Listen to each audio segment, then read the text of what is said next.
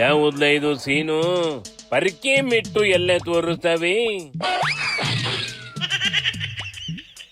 Davanagere canvas ಕಣೆ.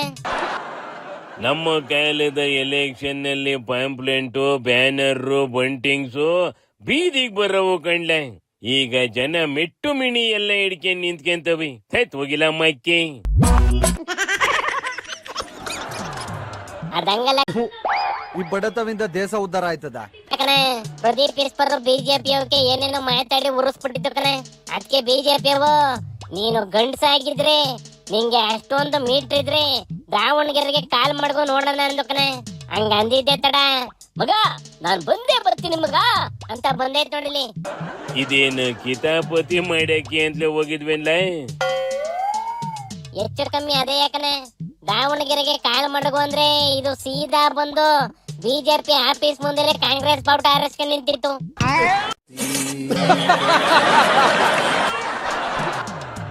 ಈಗ ಗೊತ್ತಾಯ್ತು ಬಿಡ್ಲೆ ಯಾಕೆ ಪರ್ಕೆ ಮೆಟ್ಟು ಎಲ್ಲ ಹೆಚ್ಚಿಗೆ ಬಂದವೆ ಅಂತವ.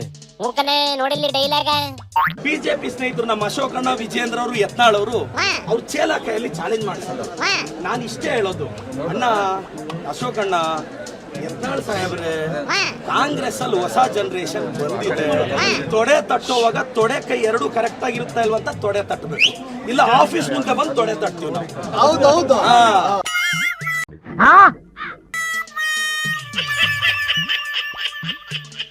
ಈ ಪ್ರದೀಪ್ ದಾವಣಗೆರೆಗೆ ಬರ್ಲಿಲ್ಲ ಅಂದ್ರು ಕಾಂಗ್ರೆಸ್ ನಾವು ಸಣ್ಣ ಹುಡುಗನ್ನ ಹೆಂಗೋ ಗೆಲ್ಲಿಸ್ಕೊಂಡು ಇದೇನು ಸೌಧದಲ್ಲಿ ಒಂದು ಕುರ್ಚಿ ಹಾಕ್ಸಿರೋವು ಕಂಡ. ಈಗ ನೋಡಿದ್ರೆ ಬಿಜೆಪಿ ಅವು 4 ವೋಟ್ ಜಾಸ್ತಿ ಕೀಳ್ತವೆ. ನೋಡ್ತಾ ಇರು. ಮಾತಾಡೋರೊಬ್ರು ಬೇಕಲ್ಲ ಅಂತವ ಇದನ್ನ ಕರ್ಕೊಂಡ್ ಬಂದಿದ್ದ ಕಣೆ. ಆದ್ರೆ ಅದೇ ಯಾಕೋ ಉಲ್ಟಾ ಹೊಡಿಯಂಗ್ ಕಾಣ್ತೈತಿ.